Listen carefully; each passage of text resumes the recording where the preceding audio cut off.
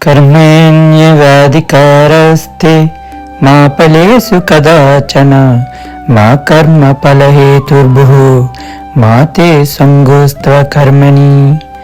విద్యుత్ ధర్మమును నిర్వర్తించుటందే నీకు అధికారం కలదు గాని కర్మఫలమునందు కాదు. నీ కర్మఫలములకు నీవే కారణమని ఎన్నడూ భావింపకము. అలాగే అకర్మ అనగా కర్మ చేయకుండా ఉండుటకు ఆసక్తి చూపకూడదు. ఈ శ్లోకంలో ఉన్న అర్థం, నీకు కర్తవ్య కర్మ చెయ్యట్లోనే అధికారం ఉంది, కర్మఫలంపై నీకు అధికారం లేదు. కర్మఫలానికి నీవే కారణమని ఎన్నడూ అనుకోవద్దు. కర్మఫలంపై ఆసక్తి లేకపోయినా కర్తవ్యాన్ని చేయకుండా వదలకూడదు. ఇందులో సారాంశం, పని చేయి, ఫలితంపై ఆశ పెట్టుకోకు, పని చేయకుండా ఉండకూడదు. రోజువారీ జీవితంలో ఈ శ్లోకం ఉపయోగం. కర్తవ్యమే ధర్మం.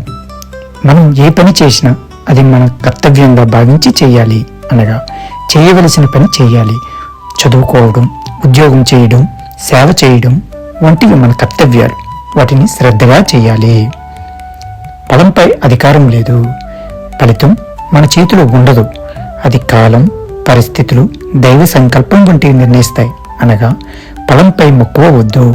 పరీక్ష లేదా ఏదైనా పని చేసిన తర్వాత ఫలితం రాకముందే ఆందోళన పడకూడదు. పని పూర్తి చేయడం వరకు మన బాధ్యత. ఫలితం మాత్రం సమయానుసారం వస్తుంది. అహంకారం వద్దు.